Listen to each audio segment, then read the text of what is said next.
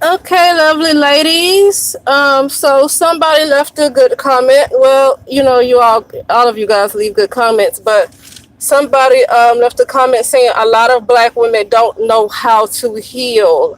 Okay, and they requested that I do a video on healing. So yeah, that's a good point. A lot of black women don't know how to heal. Um, and it's unfortunate that maybe the other ones who don't talk about healing as much is because they're not healed themselves. I've kind of come to that conclusion that if it's more of a focus on women getting a man, and once again I have to say this again, I see nothing wrong with companionship, nothing wrong with that. But in my own experience, when I say things, it's because I speak from experience. If you have not learned to love yourself, if you have not learned to have self-confidence, and to be honest with you, you can see other people as examples who have it, but they can't really teach you. Oh, I got a phone call. Sorry, I just paused because I'm looking at her. Okay. But anyway,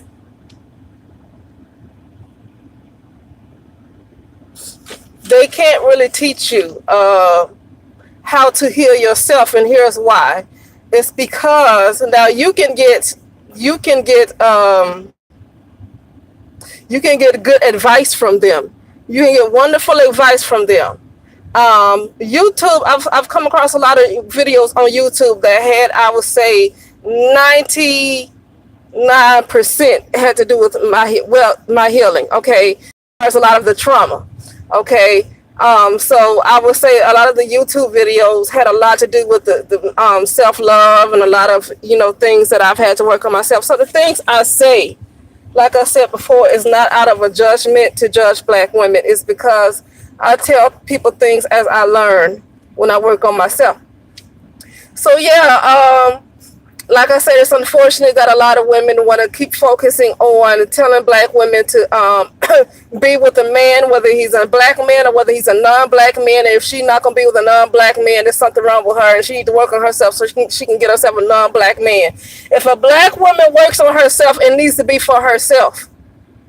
Okay, and then the man, whoever you get as a result, or a woman, I don't know what your sexual orientation is, a man or a woman, who whatever comes, and money, whatever comes as a result is just a reward. It's like the icing on the cake. You bake a cake and you got to put all the ingredients in first, and then you dress it up with all this pretty stuff, these sprinkles and all that stuff. So the man, if that's what you want, or a woman, if that's what you want, the money, the house, all this other stuff, people treating you better, all of that is a byproduct, is a result of the work that you have done on yourself. It can't be backwards, and that's a problem a lot of black women are having. But I'm not faulting these black women for having these problems. I just take this slight. I just get a little concerned that it's so many that's talking about how black women are going to be alone for the rest of their life and they're not going to have no man, as if, just from observation and just from me experiencing this myself, I can see it clearly on other black women. A lot of black women are in a very, very dark place, and it's not solely because of it could be because of childhood trauma, but not in the way you think. The trauma that a lot of black women have gone through is different from the trauma that other groups of women. Okay, because it's beyond abuse, and it could be beyond rape. It's been a lot of black women were used as rituals. They were used as sacrifices. I said this before, and it's hard to believe, but like I say, I've seen it with my own eyes, so I can't help but to believe it now because I've seen it. You know, but a lot of black women, it's beyond trauma. It's trauma, but it's beyond what a lot of women have dealt with. A lot of black women have been products of rituals. They've been used as sacrifices. Somebody done went to some, a lot of these families belong to these cults, and they're choosing people to sacrifice, and the biggest sacrifice is a lot of these girls. Okay, so anyway, and a lot of that might have to do with the bloodline that you come from. It's about bloodlines too. So it's not just because they want to just sacrifice little black girls. It's a particular bloodline that they might come from.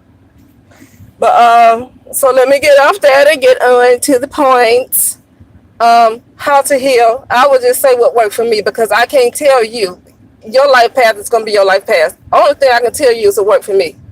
And what worked for me is spending a lot of time alone. Now, I'm already kind of a loner, so I don't want to encourage people just to, be some kind of hermit and just never interact with the world, because I actually do interact with people. I don't see anything wrong with interacting with your family. I'm going to say number one, okay, it has to be acknowledged first. If they can't even acknowledge that there is a problem at all, even if you don't get to the root of the problem, you got to start somewhere. So even if it's at the surface, when I started to realize what my problems were, I had to start at the surface. It was hard to get to the root. The reason why it's hard for a lot of people to get to the root of the problem is because their psyche is not going to handle what really went on. Now, unless your psyche is able to handle what really went on, then you will get all the way down to that red safe clothing. In when you live in cold areas, they tell you to wear layered clothing. But the black, not black women, but people, period, just have more layers than that. And so you might start at the surface and take off the top layer and take off the other layer and take off the other layer. So at first, it needs to be some type of knowledge. You have to acknowledge that something is not right. If a black woman can't get to a point where she acknowledges something is not right, then it's not going to work. Healing is not going to happen, because it's going to have to take some kind of acknowledgement first. And then when they acknowledge it, don't be all prideful and trying to be the strong woman and trying to act like it's all right and you got this and you got it all handled and you can take on the world. So that's another problem I see specifically with a lot of women of color like that, is that it's this strong black woman thing where even if you acknowledge there's a problem, you still can't be carefree like others, because you have been tasked. I'm being funny. You've been tasked with being the strong black woman. So even when a lot of women acknowledge that there is a problem, there's still like this obstacle of being there for everybody else in the world. And that is the biggest thing that stops black women from healing. Biggest thing. Because they cannot be carefree and heal like other women. I know somebody brought up a lack of access to health care. I'm going to be honest with you. A lot of my healing didn't come from no doctor's office. It did not come from a doctor's office. It came from going within. Okay? Because I didn't have the money to keep spending on everybody. So a lot of my healing did not come from taking on medication. And I'm not going to talk anybody out of taking medication, because if you need medication to function in the world, and getting off medication make you go back, crazy, then by all means, you might want to take some medication if you feel like you're going to jump off the walls if you get off of it, okay? But I do suggest while you're on that medication, do a whole lot of inner work. What worked for me is meditations. I'm going to post some meditations that work for me, especially when it comes to love. Self-love. Love cannot come from anywhere else but yourself. Love cannot come from anywhere else but yourself. The people who come into your life, whether it's a man, whether it's another woman, if I don't know your sexual orientation, or whether it's a stranger, you can be strangers. Anything. People that want to be nice to you. Maybe people want to do nice things for you. It's only because it was in your own universe. It's only because the universe is inside you. It is not outside of you. The universe is inside of you. Okay? And love can only come from you.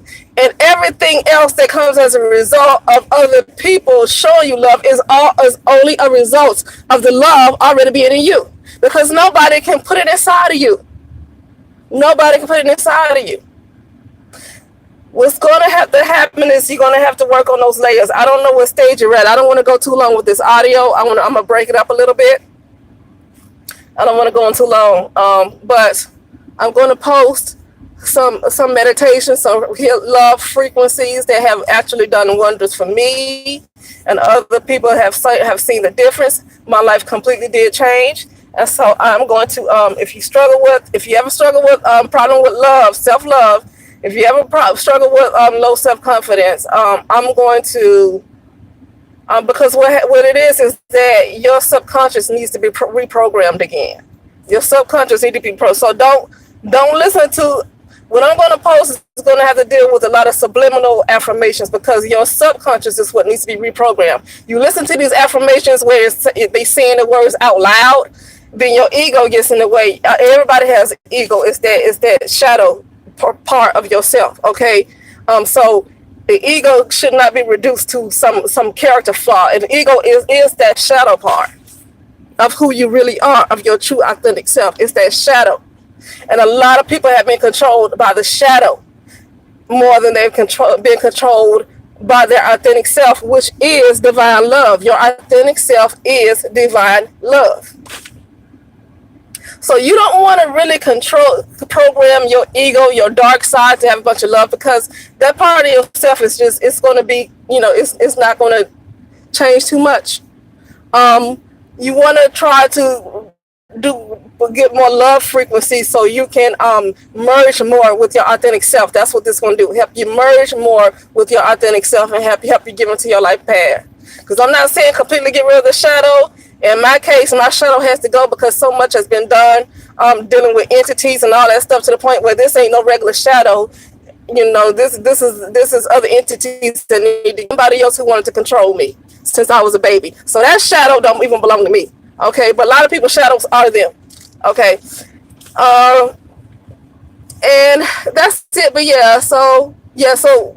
it's better. Subliminal affirmations is better than listening to affirmations that you hear out loud, and a lot that you read. And the reason why is because your ego is still there. And I just explained what the ego is. It's not reduced to some little character flaw of having a bad attitude. You got to be ego. That it's not reduced to something that small. Your ego was with you since the day you were born. Okay, and so what's going to happen is your ego is so used to a certain way of life and holding on to all that negativity, that you listen to these affirmations out loud, it's going to knock it out. It's going to stop it from being effective. And that's when the subliminal affirmations come in handy, because it goes straight to your subconscious. Kind of bypass your ego and go straight to your subconscious. Okay. So with that said, I'm going to end this here, and I'm going to post some videos. One is just going to be like by Quotable Integrity. It's not going to be a subliminal affirmation. It's going to be a love vibrational frequency. You listen to that 3 times a day, you will already see the results in a week. I tell you, I promise you that, because I've struggled.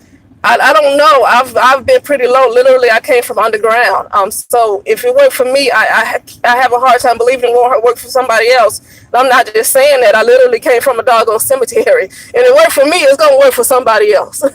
But and then another one is going to be by Vortex Success, and that's going to be the subliminal. So that's going to be for self-esteem and self-confidence. All right, and I will talk to you soon.